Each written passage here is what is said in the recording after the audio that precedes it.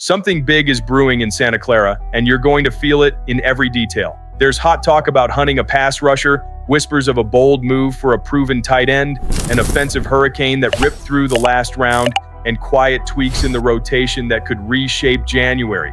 On top of that, the injury report hides clues that mess with the game plan. Want to know who's in, who's out, and why that makes us even more dangerous?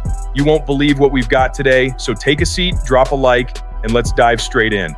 You know that moment when the front office looks at the calendar, feels the locker room, and decides it's time to hit the gas? That's the vibe.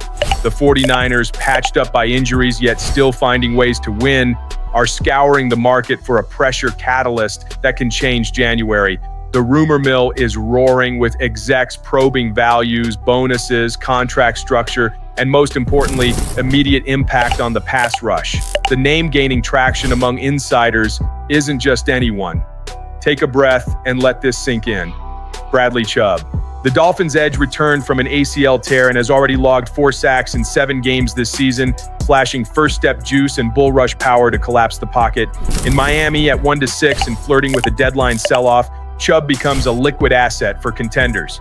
He isn't peak Nick Bosa, nobody is, but he gives starter-level snaps, sets the edge versus the run, wins with violent hands, and has the motor to close games. In Santa Clara, the read is simple. More quality up front reduces exposure in the intermediate level, shrinks throwing windows, and turns third downs into real chances to kill drives. It's the kind of piece that changes the tone in the huddle and, when it arrives, makes noise.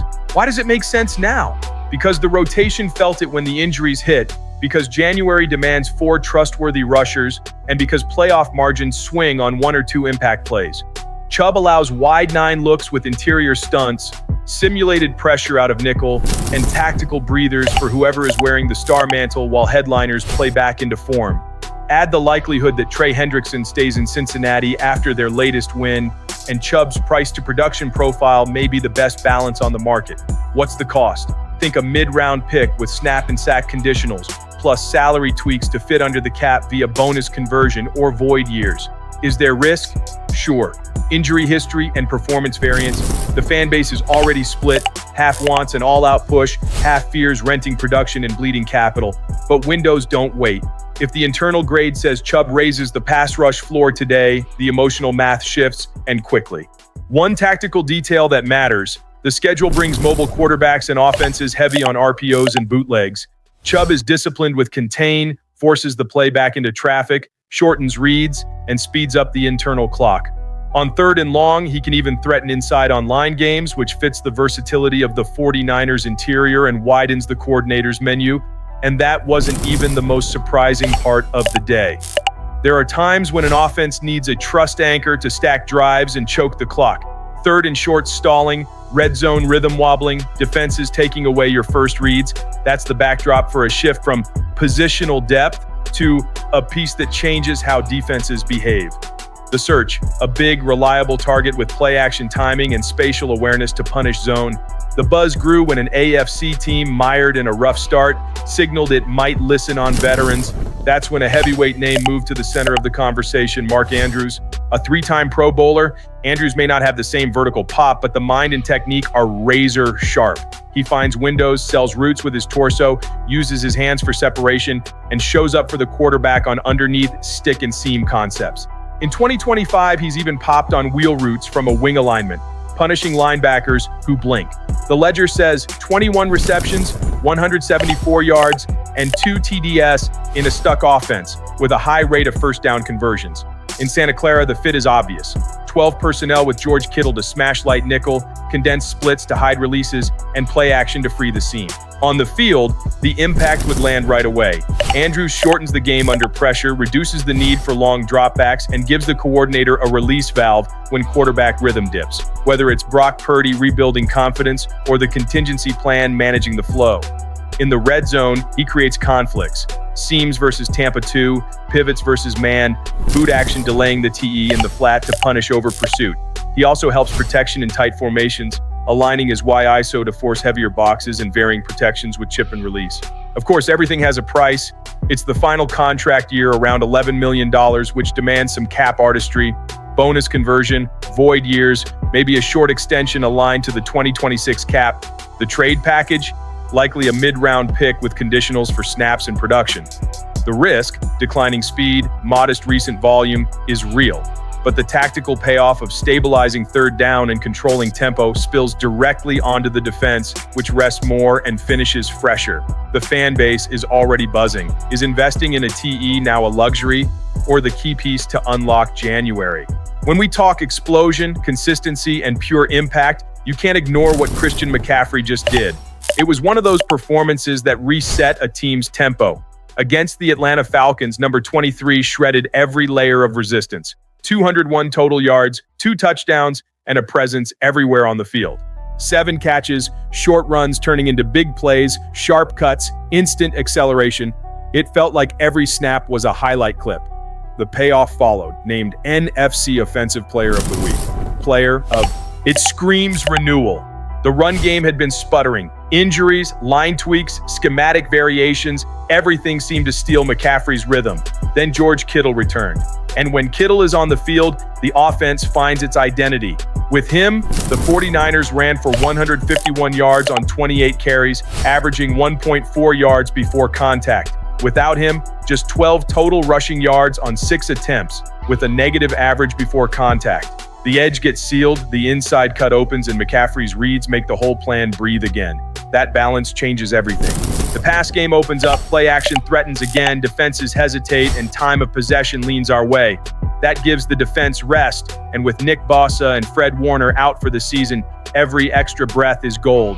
McCaffrey also stepped into historic territory, 47 games with at least 50 receiving yards, tying Ronnie Harmon and closing in on Marshall Faulk and Larry Centers. Hall of Fame numbers, sure, but what stands out most is the hunger, the look of someone who wants to lead, not just produce. The mental lift is obvious. The offense believes again, the sideline roars at every first down run. Kyle Shanahan tweaks the call sheet, and the locker room feels it. We're back to our DNA.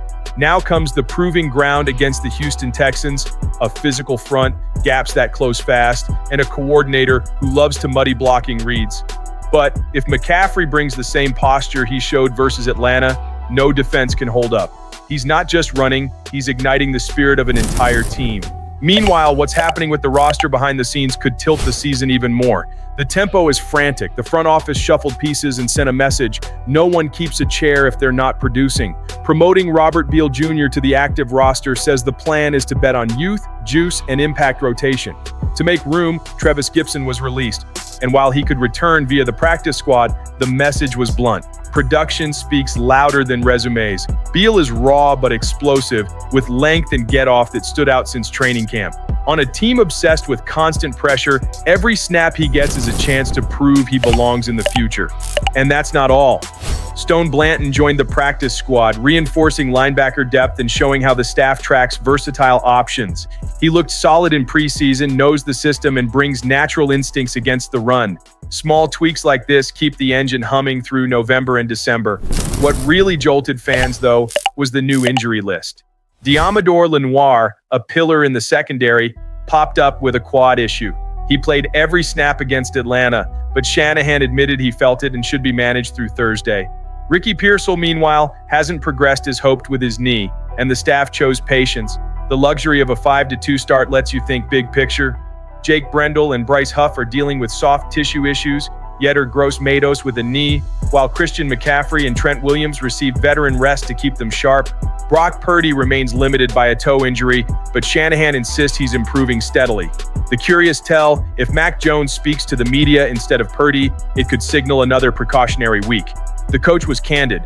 Recovering a big toe is different.